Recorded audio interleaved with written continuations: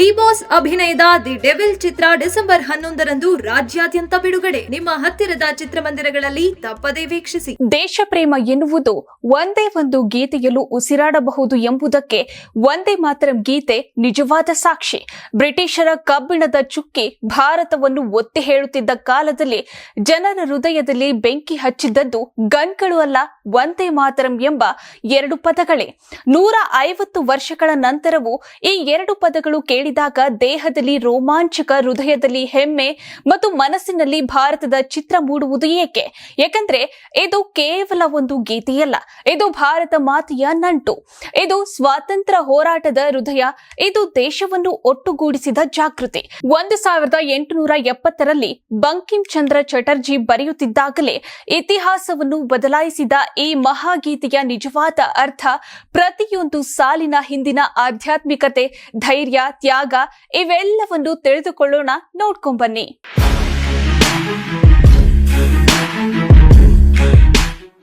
ವಂದೇ ಮಾತರಂ ಎಂದರೆ ಪ್ರತಿಯೊಬ್ಬ ಭಾರತೀಯ ಕೈರೋಮ ಎದ್ದು ನಿಲ್ಲುತ್ತೆ. ಬ್ರಿಟಿಷರಿಗೆ ತಕ್ಕ ಪಾಠವನ್ನು ಕಲಿಸಲು ಕೈಗೆತ್ತಿಕೊಂಡ ಗೀತೆ ಇದು.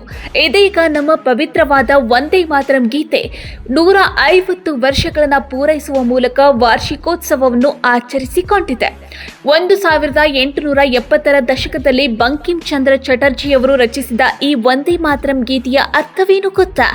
ಈ ಗೀತೆಯ ಅರ್ಥ ತಿಳಿದರೆ ಅದರ ಮಹತ್ವ ನಿಮಗೆ ತಾನಾಗಿಯೇ ತಿಳಿಯುತ್ತೆ.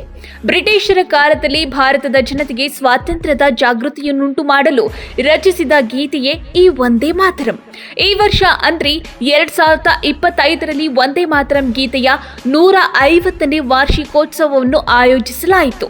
ಈ ಕುರಿತು ಸಾಕಷ್ಟು ವಾದ ವಿವಾದಗಳು ಸೃಷ್ಟಿಯಾಗಿದ್ದು ಸಮಾಜದಲ್ಲಿ ಗೊಂದಲಮಯ ವಾತಾವರಣ ಸೃಷ್ಟಿಯಾಗಿದೆ.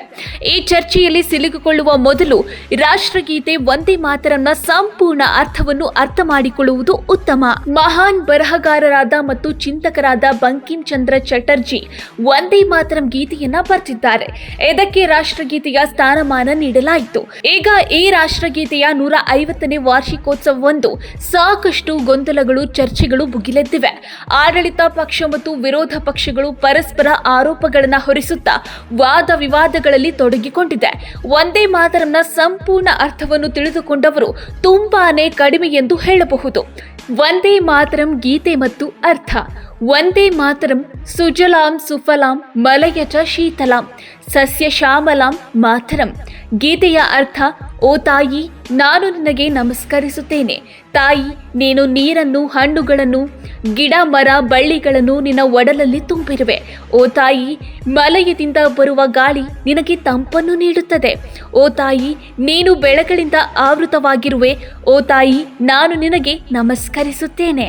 ಶುಭ್ರ ಜ್ಯೋತ್ಸ್ನಾ ಪುಲಕಿತ ಯಾಮಿನಿಂ ಪುಲ್ಲ ಕುಸುಮಿತ ದ್ರುಮದಲ ಶೋಭಿನಿಂ ಸುಮಧುರ ಭಾಷಿಣಿಂ ಸುಖದಾಂ ವರದಾಂ ಮಾತರಂ ವಂದೇ ಮಾತರಂ. ಗೀತೆಯ ಅರ್ಥ, ಚಂದ್ರನ ಬೆಳಕಿನಿಂದ ಅಲಂಕರಿಸಲ್ಪಟ್ಟ ರಾತ್ರಿಗಳನ್ನು ಹೊಂದಿರುವವಳು, ಪರಿಮಳ ಭರಿತ ಹೂಗಳಿಂದ ಅಲಂಕರಿಸಲ್ಪಟ್ಟ ಮರಗಳಿಂದ ಆವೃತವಾದ ಭೂಮಿಯನ್ನು ಹೊಂದಿರುವವಳು, ಯಾವಾಗಲೂ ನಗುವ, ಸಿಹಿಯಾಗಿ ಮಾತನಾಡುವ, ಸಂತೋಷವನ್ನು ನೀಡುವ, ಆಶೀರ್ವಾದಗಳನ್ನು ನೀಡುವ ತಾಯಿ, ನಾನು ನಿನಗೆ ನಮಸ್ಕರಿಸುತ್ತೇನೆ. ಕೋಟಿ ಕೋಟಿ ಕಂಠ ಕಲಕಲ ನಿನಾದ ಕರಾಲೆ, ಕೋಟಿ ಕೋಟಿ ಭುಜೈದೃತ ಕರಕರವಾಲೆ, ಅಬಲ ಕೇನಮ ಏತಬಲೆ, ಬಹುಬಲ ಧಾರಿಣಿಂ ನವಾಮಿ ತಾರಿಣಿಂ ರಿಪುಧುಲ ವಾರಿಣಿಂ ಮಾತರಂ ವಂದೇ ಮಾತರಂ. ಗೀತೆಯ ಅರ್ಥ, ಲಕ್ಷಾಂತರ ಕಂಠಗಳು ಮಧುರವಾದ ಧ್ವನಿಯಲ್ಲಿ ನಿಮ್ಮ ಸ್ತುತಿಗಳನ್ನು ಹಾಡುತ್ತಿವೆ. ಲಕ್ಷಾಂತರ ಕೈಗಳು ನಿಮ್ಮನ್ನು ರಕ್ಷಿಸಲು ಹರಿತವಾದ ಕತ್ತಿಗಳನ್ನು ಹಿಡಿದಿವೆ. ತಾಯಿ, ನಿನ್ನನ್ನು ಅಸಹಾಯಕಳು ಎಂದು ಯಾರು ಹೇಳುತ್ತಾರೆ? ನೀವು ಬಲಶಾಲಿ, ಉಳಿಸುವವಳು ನೀನೇ. ತಾಯಿ, ಶತ್ರುಗಳನ್ನು ನಾಶ ಮಾಡುವವಳು ನೀನೇ. ತಾಯಿ, ನಾನು ನಿಮಗೆ ನಮಸ್ಕರಿಸುತ್ತೇನೆ.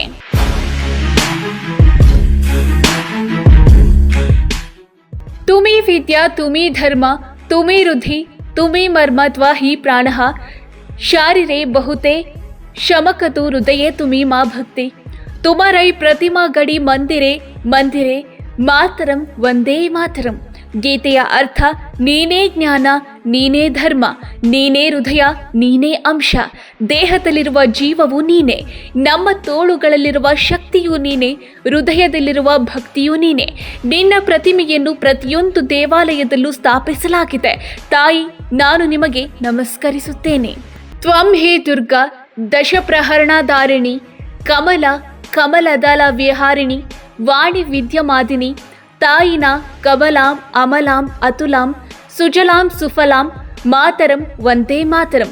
ಗೀತೆಯ ಅರ್ಥ, ನೀನು ದುರ್ಗೆ 10 ಆಯುಧಗಳನ್ನು ಧರಿಸಿದವಳು, ನೀನು ಕಮಲದ ಮೇಲೆ ಕುಳಿತ ಲಕ್ಷ್ಮಿ, ನೀನು ಮಾತು ಮತ್ತು ಜ್ಞಾನವನ್ನು ನೀಡುವ ಸರಸ್ವತಿ. ನಾನು ನಿಮಗೆ ನಮಸ್ಕರಿಸುತ್ತೇನೆ. ನೀನು ಸಂಪತ್ತನ್ನು ನೀಡುವವಳು, ನೀನು ಅತ್ಯಂತ ಪರಿಶುದ್ಧಳು, ನಿನ್ನನ್ನು ಯಾರಿಗೂ ಹೋಲಿಸಲಾಗುವುದಿಲ್ಲ. ನೀನು ನೀರನ್ನು ನೀಡುವವಳು, ನೀನು ಫಲಗಳನ್ನು ನೀಡುವವಳು. ತಾಯಿ, ನಾನು ನಿನಗೆ ನಮಸ್ಕರಿಸುತ್ತೇನೆ. ಶ್ಯಾಮಲಾಂ ಸರಳಾಂ ಸುಸ್ಮಿತಾಂ ಭೂಷಿತಾಂ ಧರಣಿಂ ಭರಣಿಂ ಮಾತರಂ ವಂದೇ ಮಾತರಂ. ಗೀತೆಯ ಅರ್ಥ, ಓ ತಾಯಿ, ನೀನು ಕಪ್ಪು ಚರ್ಮದವಳು, ತುಂಬಾ ಸರಳಳು, ಯಾವಾಗಲೂ ನಗುತ್ತಿರುವವಳು, ಪೋಷಿಸುವವಳು ಮತ್ತು ಕಾಯುವವಳು. ನೀನೇ ತಾಯಿ, ನಾನು ನಿನಗೆ ನಮಸ್ಕರಿಸುತ್ತೇನೆ. ಇದು ಭಾರತದ ಪವಿತ್ರವಾದ ಗೀತೆಯಾಗಿದೆ. ವಂದೇ ಮಾತರಂ ಎನ್ನುವ ಗೀತೆಯು ಕೇವಲ ಮಾತೃಭೂಮಿಗೆ ನಮಸ್ಕಾರವನ್ನು ಸೂಚಿಸುವುದಲ್ಲದೆ ತ್ಯಾಗ, ಧೈರ್ಯ ಮತ್ತು ರಾಷ್ಟ್ರದ ಮೇಲಿನ ಅತ್ಯುನ್ನತ ಪ್ರೀತಿಯ ಮನೋಭಾವವನ್ನು ಸಹ ಸಾಕಾರಗೊಳಿಸುವಂತಹ ಗೀತೆಯಾಗಿದೆ. ಇದನ್ನು ಪ್ರತಿಯೊಬ್ಬ ಭಾರತೀಯನು ಗೌರವಿಸುತ್ತಾನೆ ಮತ್ತು ಇದನ್ನು ತಮ್ಮ ಜೀವನದ ಒಂದು ಭಾಗವನ್ನಾಗಿ ಪರಿಗಣಿಸುತ್ತಾನೆ. ವಂದೇ ಮಾತರಂ ಗೀತೆ ಕೇವಲ ಸಾಹಿತ್ಯವಲ್ಲ, ಅದು ಸ್ವಾತಂತ್ರ್ಯ ಹೋರಾಟಗಾರರ ಕೈಯಲ್ಲಿ ಶತ್ರುಗಳನ್ನು ನಡುಗಿಸಿದ ಒಂದು ಶಾಸ್ತ್ರವಾಗಿತ್ತು. ವಂದೇ ಮಾತರಂ ಕೂಗಿದಾಗ ಬ್ರಿಟಿಷರಿಗೆ ಎದುರು ನಿಂತ ಭಾರತೀಯರ ಮನಸ್ಸಿನಲ್ಲಿ ಹುಟ್ಟಿದ ಧೈರ್ಯವು ಅಸಾಧಾರಣ. ಅನೇಕ ಕ್ರಾಂತಿಕಾರರು ಗಲ್ಲಿಗೇರಿದಾಗಲೂ ಕೊನೆಯ ಉಸಿರಿರುವವರೆಗೂ ವಂದೇ ಮಾತರಂ ಎಂದು ಕೂಗಿದ್ದಾರೆ. ಈ ಗೀತೆಯ ಸ್ವರವೇ ಅವರಿಗೆ ಪ್ರಾಣದಾನವಾಗಿತ್ತು ಎಂಬುದನ್ನು ಇತಿಹಾಸ ದಾಖಲಿಸಿದೆ.